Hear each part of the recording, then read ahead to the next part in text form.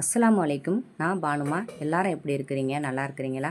இன்றைக்கி இந்த வீடியோவில் ஒரு சிம்பிளாக ஒரு வெஜிடபிள் புலாவ் ரைஸ் தான், அதுவும் ரைஸ் குக்கரில் கொஞ்சம் கூட ஒட்டாமல் உதிரி உதிரியாக எப்படி செய்கிறது, அதுவும் அடி பிடிக்காமல் நம்ம ரைஸ் குக்கரில் எப்படி செய்கிறதுன்றே இந்த வீடியோவில் பார்க்கலாம். நீங்கள் பார்க்கும்போதே தெரியுது, இந்த ரைஸ் குக்கரில் இருக்கிற சோறு கொஞ்சம் கூட ஒன்றோட ஒன்று ஒட்டாமல் அப்படியே உங்களுக்கு சூப்பராக வந்திருக்கு பாருங்கள். இந்த புலாவ் ரைஸுக்கு தகுந்தது மாதிரி ஒரு மட்டன் கறி செஞ்சுருக்கிறேன்.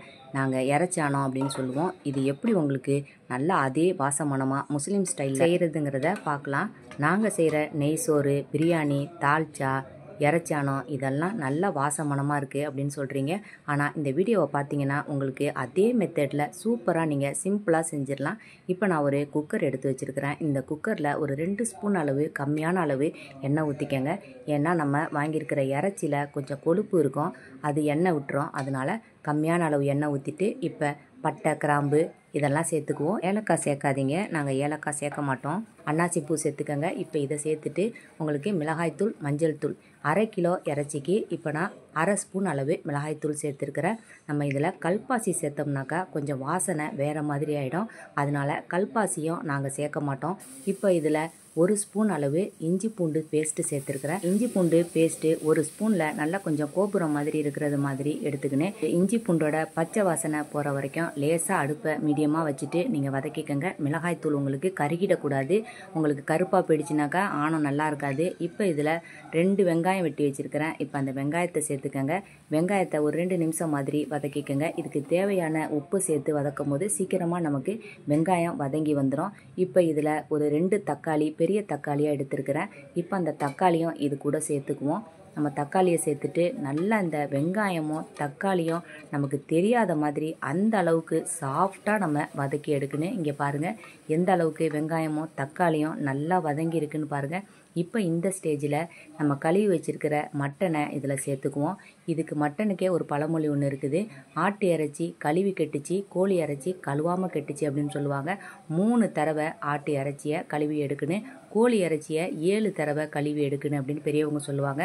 அதனால் 3 தடவை சுத்தம் பண்ணிவிட்டு அந்த ஆட்டு இறைச்சியை கழுவி எடுத்துக்கங்க. ஆட்டு இறைச்சி நம்ம கழுவி எடுக்கும்போது அதில் மரக்கட்டையில் வச்சு வெட்டுவாங்க. அதில் இருக்கிற சின்ன சின்ன தூள்லாம் இதில் அப்படியே படிஞ்சிருக்கும். அதனால் ரொம்ப அப்படியே அதை நுணுக்கமாக பார்த்து கழுவி எடுத்துக்கங்க. இப்போ இந்த இறைச்சியை அப்படியே மசாலாவில் அப்படியே பிரண்டு வர்றது மாதிரி நல்லா ஒரு 2 நிமிஷம் வதக்கிட்டு இப்போ இதில் மசாலா தூள் சேர்க்கணும். தண்ணி ஊற்றுனதுக்கு பிறகு மசாலா தூள் சேர்க்காதீங்க.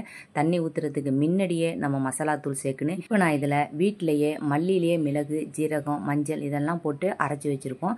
அந்த மசாலாவை 3 ஸ்பூன் சேர்க்குறேன். அது இல்லை உங்கள்கிட்ட தனி மல்லித்தூள் தான் இருக்குது அப்படின்னு சொன்னீங்கன்னா மல்லித்தூள் 2 ஸ்பூன், மிளகுத்தூள் 1/2 ஸ்பூன், ஜீரகத்தூள் 1/2 ஸ்பூன் சேர்த்துக்கங்க. இல்லை உங்கள்கிட்ட மட்டன் மசாலா இருந்தால் அதை கூட நீங்கள் சேர்த்துக்கலாம். ஆனால் டேஸ்ட் கொஞ்சம் வேறு மாதிரி வந்துடும். அதனால் இதே மாதிரியே இதே மெத்தட்லேயே செய்யுங்க. இப்போ இந்த மசாலா வாசனை இல்லாமல் ஒரு 2 நிமிஷத்துக்கு மேலே நல்லா இதில் நம்ம பிரண்டு வரணும். இப்போ எண்ணெய்லாம் இல்லாமல் பிரட்டுறதுக்கு கொஞ்சம் சிரமமாக தான் இருக்கும். அதுக்கப்புறம் எண்ணெய் உங்களுக்கு விட்டு வந்துடும். இப்போ இதில் லாஸ்ட்டாக தயிர் சேர்ப்போம். தயிர் எப்படின்னா கொஞ்சம் நல்லா விஸ்க் வச்சு நல்லா கலக்கிட்டு அதுக்கப்புறம் இந்த தயிரை இது கூட சேர்த்துருக்கேன். கொஞ்சம் கட்டி தயிராக சேர்த்துக்கங்க. புளிப்பு இல்லாததாக சேர்த்துக்கங்க. நல்லா புளிச்சிச்சினாக்கா உங்களுக்கு சீக்கிரமாக ஆனால் உங்களுக்கு கெட்டு போயிடும். இதுக்கு பிறகு நம்ம தண்ணி ஊற்றி நம்ம இதை வேக வச்சிடலாம். தண்ணி ஊற்றும் போது இங்கே பாருங்கள் இந்த சட்டியில் ஓரத்துலலாம் உங்களுக்கு அப்படியே மசாலா படிஞ்சு வந்துடும். அதனால் இதை இப்படி ஓரத்தில் உள்ளதெல்லாம் இப்படி நம்ம கழுவி விட்டுட்டோம்னாக்கா உங்களுக்கு அப்புறம் வெந்து முடித்த பிறகு நம்ம இந்த குக்கரை ஓப்பன் பண்ணும் போது பார்க்கவே உங்களுக்கு நல்லாயிருக்கும். இப்போ பாருங்கள் இதை கொஞ்சம் லேசாக கொதி வந்திருக்குது. இப்போ இந்த ஸ்டேஜில் மல்லித்தலை, கொஞ்சம் புதினா இதெல்லாம் இருந்துச்சுன்னா போட்டுக்கோங்க. என்கிட்ட புதினா இல்லை, மல்லித்தலை மட்டும் இருந்துச்சு, அதை போட்டுக்கிறேன். இப்போ குக்கரை மூடி உங்கள் குக்கருக்கு தகுந்தது மாதிரி நீங்கள் வேக வச்சுக்கோங்க. இப்போ அடுத்ததாக புலாவ் ரைஸ் தான் செய்ய போகிறேன். இப்போ இந்த மாதிரி ஒரு பேனை எடுத்துக்கோங்க. இதில் கொஞ்சமாக நெய் ஊற்றிருக்கேன். உங்களுக்கு நெய் அதிகமாக தேவைப்பட்டுச்சுனாக்கா நெய் அதிகமாக சேர்த்துக்கங்க. நான் நெய் எண்ணெய்லாம் கம்மியாக ஊற்றுறதுனால சின்ன ஸ்பூனால் ஒரு 2 ஸ்பூன் அளவு நெய் ஊற்றிருக்கிறேன். நெய் ஊற்றினா தான் கொஞ்சம் வாசமாக இருக்கும். அதனால் இதில் 1/2 ஸ்பூன் அளவு எண்ணெய் ஊற்றிருக்கிறேன். எண்ணெய் நெய்யெலாம் நம்ம கம்மியாக ஊற்றி இந்த புலாவ் ரைஸோ நெய் சோறோ செய்யும்போது நமக்கு சீக்கிரமாக அது கெட்டு போயிடும். இப்போ தாளிக்கிறதுக்கு பட்டை, கிராம்பு, ஏலக்காய் இதெல்லாம் சேர்த்துக்கோங்க. அது கொஞ்சம் பொரிஞ்சு வந்த பிறகு நம்ம இதில் வெங்காயம் சேர்த்துக்கலாம். இதில் பிரியாணி இலை இருந்தால் அதையும் சேர்த்துக்கங்க. இப்போ இஞ்சி பூண்டு 1 ஸ்பூன் அளவு சேர்த்துருக்கிறேன். ஜாஸ்தியாக சேர்க்கல, நான் கம்மியான அளவில் தான் இந்த புலாவ் ரைஸ் செய்ய போகிறேன். இப்போ இதில் அரை ஸ்பூனுக்கும் கொஞ்சம் கூட ஒரு 3/4 ஸ்பூன் அளவு நான் இஞ்சி பூண்டு சேர்த்துருக்கிறேன். இப்போ கொஞ்சமாக உப்பு சேர்த்துக்கங்க. இதை நல்லா கிண்டி விட்டுட்டு இதுக்கு பிறகு நம்ம கட் பண்ணி வச்சுருக்கிற காய் சேர்த்துக்குவோம். காயின்னு பார்த்தீங்கன்னாக்கா உங்களுக்கு கேரட்டும் நான் இப்போ பச்சை பட்டாணியும் தான் சேர்க்க போகிறேன். பச்சை பட்டாணி ஃப்ரெஷ்ஷாக கிடைச்சதுனால பச்சை பட்டாணி சேர்க்குறேன். பச்சை பட்டாணி இல்லைண்டாக்கா நீங்கள் காஞ்சதை ஊற வச்சு அதை வேக வச்சு போடும்போது வாசனை கொஞ்சம் வேறு மாதிரி வரும். இதில் 1 கப்பு அளவு கேரட்டு சேர்த்துருக்கிறேன். வெட்டி வச்ச கேரட்டை அளந்துக்கங்க. இப்போ இதில் 1 கப்பு அளவு பச்சை பட்டாணி சேர்க்குறேன். ரெண்டும் சேர்த்து 2 கப்பு சேர்க்குறோம். இப்போ காய் உங்களுக்கு 2 கப்பு சேர்த்திங்கனாக்கா அரிசி போடும்போது 4 கப்பு அரிசி போட்டுக்கோங்க. நான் இதில் இந்த கப்பாலேயே 4 கப்பு அரிசி சேர்த்துருக்கிறேன் 2 கப்பு காய்க்கு. இப்போ நல்லா இந்த காயை எண்ணெயில் இஞ்சி பூண்டோடு சேர்த்து லேசாக ஒரு 2 நிமிஷம் வதக்கினா போதும். ரொம்ப வதக்கணுன்னு இல்லை. எப்போதுமே பாஸ்மதி ரைஸுக்கு 1 கப்புக்கு 1.5 கப்பு அளவு தண்ணி ஊற்றுவோம். ஆனால் இப்போ காயெலாம் சேர்த்து போட்டிருக்கிறதுனால 1 கப்புக்கு 2 கப்பு அளவு நான் இதில் தண்ணி ஊற்றுறேன். நீங்கள் தனியாக உங்களுக்கு இதுவே நெய் சோறு செய்கிறதா இருந்தால் 1க்கு 1.5 சேர்த்துக்கங்க. இப்போ இந்த தாளித்து விட்டு இந்த தண்ணியையும் ஊற்றியாச்சு. இப்போ இது கொதி வந்த பிறகு நம்ம இதை ரைஸ் குக்கரில் அப்படியே மாற்றிக்கலாம்.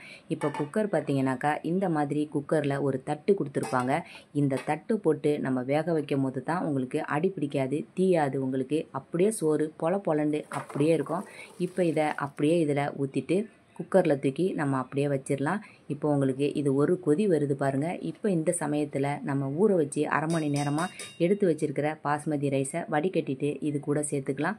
இப்போ இதை அப்படியே தம்மில் போடுறது மாதிரி அப்படியே லேசாக கிண்டி விட்டுட்டு மேலே மல்லி புதினா இதெல்லாம் இருந்துச்சுனாக்கா அதையும் மேலே போட்டுட்டு நீங்கள் அப்படியே மூடி வச்சு அப்படியே குக்கரில் வச்சுருங்க. உங்களுக்கு 5 நிமிஷம் கூட ஆகாது, சீக்கிரமாக உங்களுக்கு வெந்து வந்துடும். இந்த வீடியோ உங்களுக்கு பிடிச்சிருக்கோன்னு நினைக்கிறேன். பிடிச்சிருந்துச்சுனாக்கா மறக்காமல் இந்த வீடியோவுக்கு ஒரு லைக் போடுங்க. அடுத்த வீடியோவில் பார்க்கலாம். சரியா?